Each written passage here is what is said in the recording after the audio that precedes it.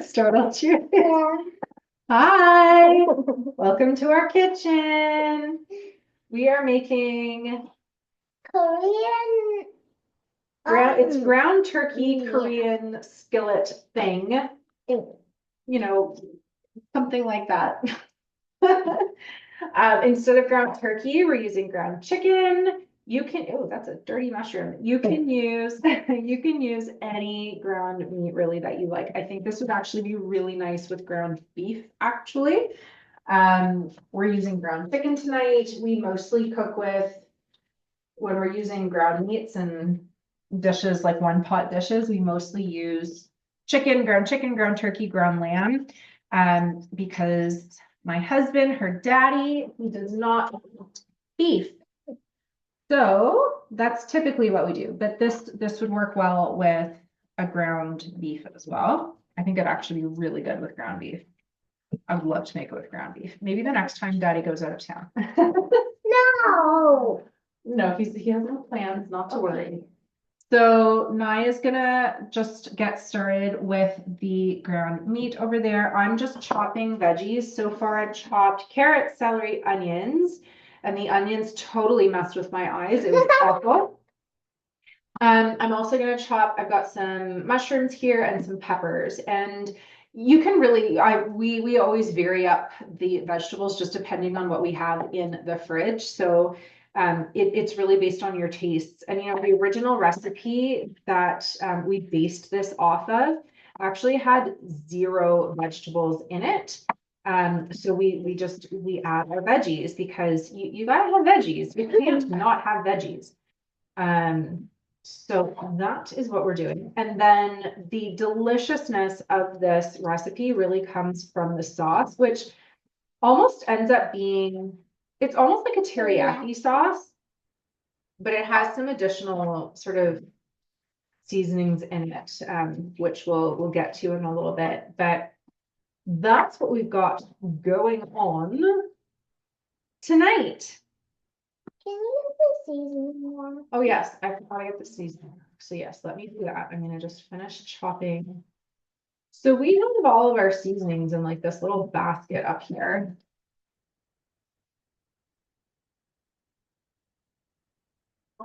Grab that down. Can I put this here without it getting in the way? Yeah, pretty much. Yeah, if I go like that, that's fine. And I'll just drop this one over here.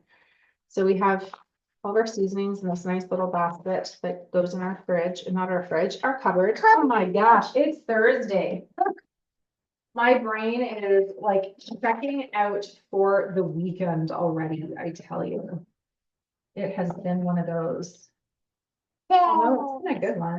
It's been a really good week. I've been running a lot of GI map tests and Dutch tests for my clients, getting them answers, which is really awesome because they're not getting answers from anywhere else, certainly not their doctor. So that's always exciting when I can start to provide those insights and put together a plan of action for them so that they feel like they've got answers and something to do about them, and not just be told, hey, take the pill, take this medication, just have surgery already.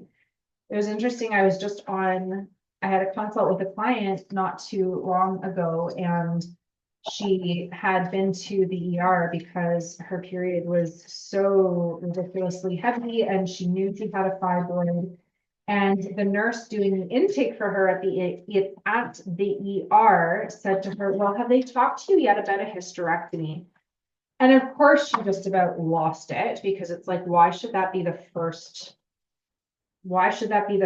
option that's given to me, or any woman for that matter? And I kind of said to her, it's so interesting because if a man went to a doctor and said, I have erectile dysfunction. Yes, I'm having this conversation in front of my children. Would the doctor say to him, oh, just get it taken off? Can you imagine? Like, that's the corollary though, right? And men would be up in arms if that was the suggestion given to them for erectile dysfunction.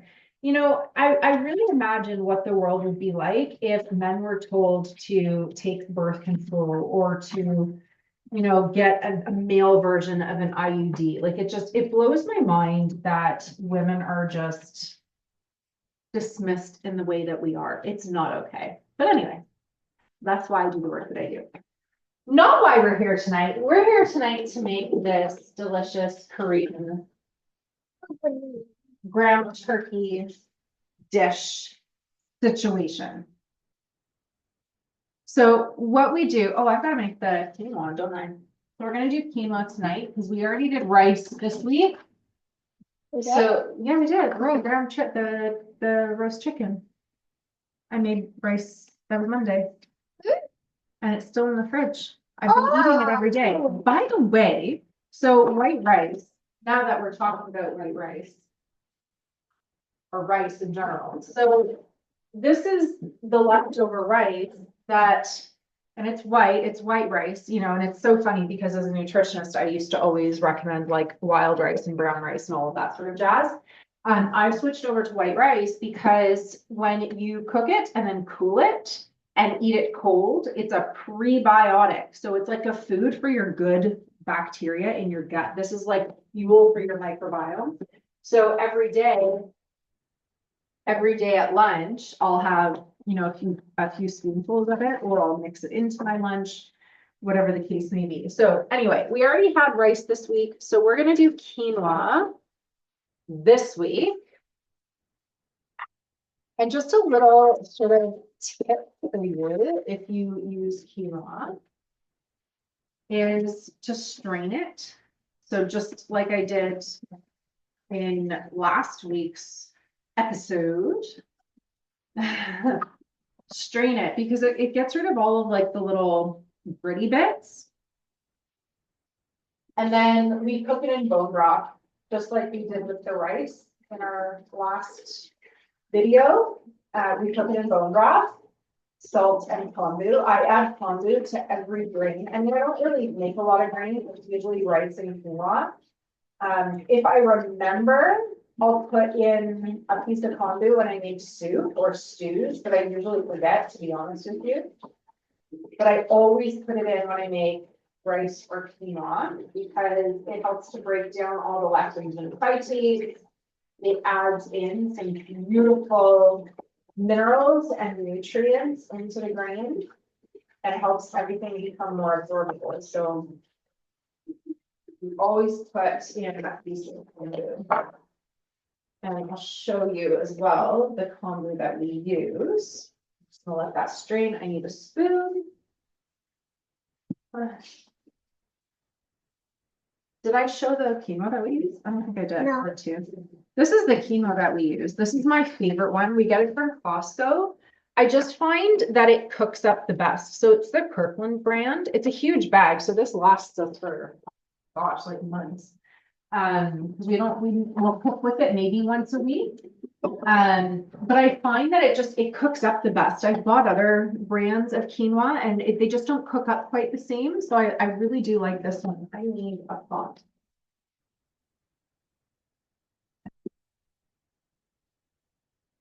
All right, and then, Good. all right, so what we'll do then is we'll take that out. So we're cooking the meat first, we'll take it out, and then we'll cook the veggies, and then we'll put it all together. So I'll do that. Do you want me to scoop it out, or do you want to do it? Okay. All right. Just get that out of your way. Do you want me to like, here, I can kind of. So this is how we do it. We cook the meat first. The meat kind of renders down some of the fat too. So then you don't have to pour more oil onto the pan when you're cooking the veggies. Do you want me to do it? Okay. And then we'll cook the veggies. And then when the veggies are, what's the word you used? Al dente, right? Al dente. Because again, like you don't want to be mushy. Yeah, we're famous again. Abby thinks we're famous because we're doing a video. You don't want them to be mushy. You want it to be tender because if the veggies are mushy, you've just like destroyed all of the beautiful nutrients in it. So you want them to be nice and al dente. I think anyway. To preserve some of the nutrients. So in go the veggies. Where'd you go, girlfriend? She disappeared on me. All right, I'm gonna toss the veggies in. There you go. And maybe what we'll do, this might be a good time to hit pause because all we're really doing, I'll make the quinoa and then we can do a little pause. Because we're just gonna be stirring. That's kind of boring. So I'll do the quinoa. And then where did my spoon go? Oh, there it is. We'll do the quinoa, we'll hit the pause button, and then we'll come back when we're putting everything together. So I'm just popping my quinoa into the pan. And we always use bone broth. There's just a flavor that it adds that it just takes it to the next level. Kind of like, I don't know if I mentioned this on the last one, I might have. It's like with miso soup. So we make miso soup with bone broth and it is absolutely unreal. It is so good. All right, so there's one. I had to. So I make bone broth. I think I talked about this last time too. I make bone broth once a week, once every other week. I roast a chicken once a week, and so with the bones, we get organic chicken from a farm that raises organic pasture raised chicken. So it's really great quality chicken. So I roast a chicken every week. And I'll keep the bones to make bone broth. So once a week, once every other week or so, I'm making bone broth.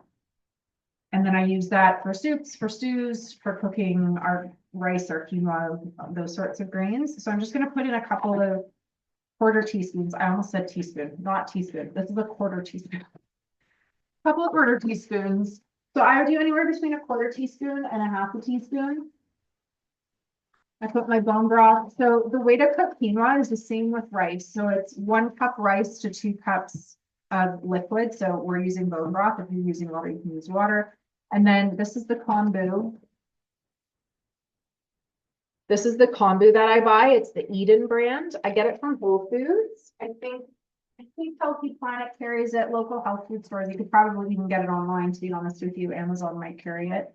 And I just put in like about a thumb's size. And it goes, and then turn that up on high. So quinoa takes about 15 to 20 minutes. I need to find the lid. Here, so same way you would cook rice, you bring it to a boil. Once it reaches a boil, you turn it down to like a low. And then just cook it until all of the water is absorbed, and then just let it sit for about 5 minutes or so before you're ready to serve. And that's that. All right, so let's hit the pause button because now we're just kind of sitting around stirring and waiting. And then we'll be yeah, so Zoom went and like changed everything. So up here you'll see pause. Yep, and there you'll see pause too. So the 2-line one is the pause. Yeah. All right, so our veggies, actually, they're looking pretty good. Our veggies are pretty close to being al dente. We're gonna make the sauce that is going to go over top. So for the sauce, you need the original recipe calls for soy sauce. We use tamari, which is a gluten-free version of soy sauce. We are mostly gluten-free in our house. Every now and then we'll bring in like a sourdough bread or something like that. Nai is able to tolerate gluten a little bit here and there now. I can tolerate a little bit of gluten here and there. Abby can, so we don't go crazy with it. Most of the things are very much still gluten-free. We don't bring a lot of gluten in because it just kind of sends our system overboard, which we don't want to do. So we use tamari, sesame oil. So I have this organic toasted sesame oil and honey, and then we're going to be lazy tonight and use ground garlic and not chopped garlic because frankly in the sauce it works better, so you don't get like these massive chunks of garlic when you're chewing. I think anyway, if you're really into garlic, you could totally do that. But we're just gonna use powdered garlic. So we use Simply Organic for our herbs and seasonings. So garlic, ginger, which is so nice. You can add, this is sort of where more of like the Korean twist comes in, where you can add like red chili pepper flakes. We don't do that because the girls don't, well, Nai eats actually a little bit of spice. So my husband, her daddy, he's from Trinidad. So we do sometimes put some spice on our things. I really like putting hot sauce. When it's like an authentic turkey hot sauce, I really like that. So we often will have that in the house. Naya will sometimes have some of that. Abby doesn't do spice at all. She doesn't even like black pepper. So nice sound effect. So we don't do the hot pepper chili flakes or anything like that. It is so good with it though. So we're gonna make the sauce, and then you know what I think we can do is we can just start combining the meat and the veggies in the sauce and just let it simmer while we wait for the quinoa. Because now it's just really the quinoa we're waiting on. Do you want to go ahead and do it? We don't really also measure all that much. Do you want to measure or do you want to just pour? Yeah, see, we just don't really measure. We just pour. And that always seems to turn out. So it's just sort of one of those things. If you really wanted to measure, I'll read out so it would be 4 cloves of garlic. You can grate it or mince it. Again, we're using powdered garlic. Half a cup of honey, half a cup of soy sauce. Again, we're using tamari.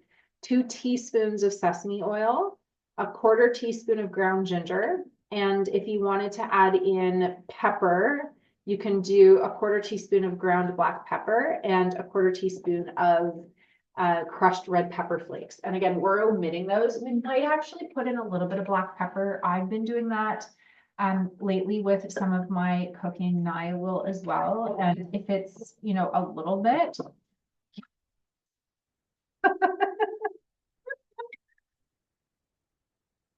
So all of that's just going in. Yeah, see, we don't measure, we just throw it in. And that's something, again, like there are a lot of the recipes that we make together that we've made many, many times. And so it's just something that we can sort of just eyeball now. And it's fine. So yeah, go ahead. This is looking good. And the other really nice thing about this meal is it does not take long at all to make. Half an hour or less. It really does not take long. How does it taste? Can you tell? And then this is what we do. We just do the finger taste test. Oh gosh, that wasn't good. What does it need? Honey? More honey? No, more this and Soy sauce and honey? Tomorrow maybe. And then 2 minutes. Daddy's home in 2 minutes. I forgot what I was gonna say. Oh yeah, so it's like 30 minutes or less. So it's so easy to throw together. I really like these. I like simple because who really has time for big, elaborate, complicated meals every night? I like to cook every night. I don't love leftovers. I'll do leftovers for lunch. I'm fine with that, but I prefer fresh. I just really prefer something that's fresh and warm and made there and not heated up from, you know, days before. Oh, we're taste testing. There's too much sesame. I put too much. Yeah, there's too much sesame. No, don't do more tamari, put more honey. Okay. Yeah, more honey. What was I gonna say? Yeah, if you're the person, so this is the nice thing about meals like this, and what I often recommend to my clients is when you're making these meals, double the batch. So we used, yeah, he's probably home. So we used 1 package of the ground chicken. You could use 2 packages of ground chicken, double up the veggies.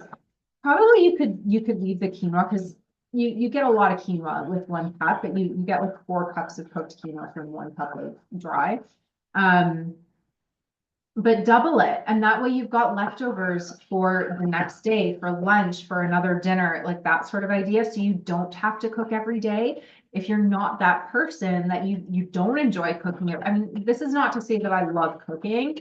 If I didn't have to, if somebody was cooking for me, I would be quite okay with that. But I just prefer to have a fresh meal every night. So we cook every night, or I cook every night. Sometimes oftentimes Naya's in the kitchen with me helping. Is it better now?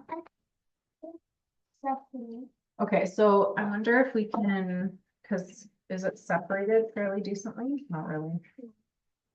Okay, well, it is what it is. Just put too much. Because if you keep adding to it, there's just going to be like so much sauce. The other thing we can do is get a jar and pour half of it out into a jar. And then just work with the remainder and just Yeah. even out some of the, because if you just keep adding to it, we're gonna end up like with a massive amount and you're never gonna get like a decent flavor profile. So maybe just grab a jar and pour like half of it into a jar. Daddy's home, so we're leaving the camera. But anyway, so you can double up, right? You can double, you can triple. I recommend this a lot to my clients who don't enjoy cooking, who feel like they don't have anything to eat for lunch the next day, and they're just grabbing this and that and the other thing, and they're trying to pull it together, and it just never really works. It's not cohesive. They're not hitting all of their nutrient intake requirements. So this is a great way to do it. Just batch cook, and you can even freeze. You can freeze things. I actually did that when my husband was in school. This is all very long time ago, a very, very long time ago. I would batch cook meals for him and I would portion them out and freeze them. So when he was doing school in Barrie and we lived in Etobicoke at the time, so he'd be in Barrie for the week and I would send him food. So he'd have meals that he could eat.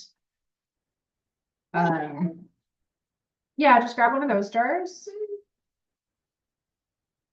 I think I'm just gonna like turn this way down because the veggies are gonna start to get mush. So you did what? So just pour like half of it out and then just now play with the ratios. Now you can pour in more tamari and more honey. This is the problem when you don't measure. Sometimes it doesn't really work out, but there's always a way. Where there's a will, there's a way. I think I might even just take this off and all together.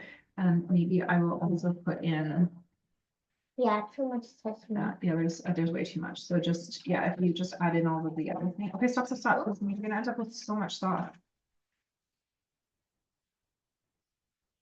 Maybe a bit. And then some honey, maybe even a little bit more, maybe not garlic. I don't know, taste it and see. how it Maybe is. ginger. Yeah, not too much garlic. because it's spicy. Abby doesn't like it Yeah, too yeah. spicy, but yeah. Ooh, onion. I love onion. You just ate the onion? Yeah. The same onion that just hurt you. The same onion that made me cry. Anyway, all of this is to say, this is a super easy recipe. Anyone can do it. Very easy to put together.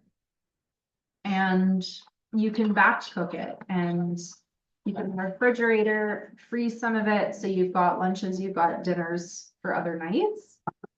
And it's yum. Wow. Wow. All right, now I was going to continue to play with. Excuse me. All right, how is it now? Give it a bigger stir because it's like you put in a bunch of ginger, you're gonna like get it all on the top there. All right, settle down, you Kima. Kino's having a party over here in the pot. It's still very heavy on the sesame. Very heavy on the sesame. Oh, honey. So we're just gonna look at it because I don't think there's, Go balance it out. it'll be fine.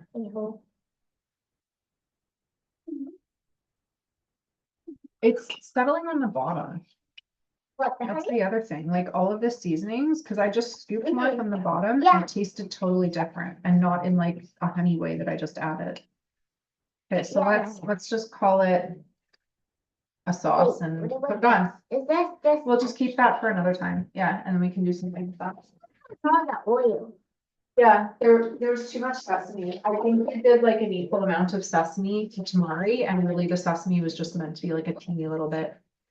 That's okay. Remember next. So we haven't done this in a while. Like this is a recipe that we used to make a lot. And just yesterday, my husband had said, you know, or maybe it was this morning. No, I don't remember. So maybe it was last night. Or maybe, I don't know. It was in the last couple of days. It doesn't matter. And he said, you know what recipe we haven't made in a while? And we're like, oh yeah, it's been a while. I think maybe like the spring. Yeah, We it's made been a it. long time. It's been a while since we've made it, so we're a little out of practice. But nonetheless, it's a good recipe. So I'm just gonna let that, because I don't want to keep that on too much heat because it's gonna wilt all the veggies. So we'll leave that. All right, we're just waiting for the quinoa. It does look good. We're just waiting for the quinoa now, so maybe we'll just hit pause. We'll do some tidying and we'll come back when it's ready to go. Sound good? I ran out of water. Oh. Fill it up. You wanna hit pause? Yeah, Try again. it didn't pause. All right, we're pretty much done. We've been sitting here like picking away at all the deliciousness that's in here and, you know, waiting for the quinoa to cook because it's taking its sweet time tonight.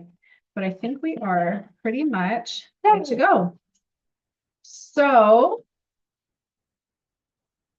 Chad and I like to have quinoa directly underneath the stir fry component. The girls don't. So the girls get it on the side. And Abby doesn't like too much sauce. Abby is not an outsider. That's not the right word. She's very different from the rest of us. She doesn't like very much sauce and flavor. She likes things plain. Here's your tea. Yes, we're still filming. You're famous. Oh, see. So That's your that's turn. that. And it's nice to have a side salad to accompany this dish. I just chopped up a tomato and an avocado for Chad and I because it's the end of the week and I don't have too much left in the. Okay, say Please hi. don't Hi. mess Bye. Bye. I don't have much I left in love the you. fridge in the way of salad ingredients. So tonight it's just gonna be tomato and avocado. And call it a salad. I'll probably just put it right on top, actually. The other thing that's really nice to put on top of this is sesame seeds and chopped green onions. If you can tolerate them. If you have SIBO, don't do that. But that is a really nice topping also. The sesame seeds give it a nice crunch, give it a little bit of extra flavor, some of that, you know, Korean element there too, especially when you get some of the green onions on there. That's it.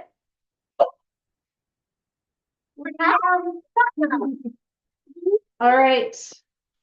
That's it for this evening. We'll see you next time.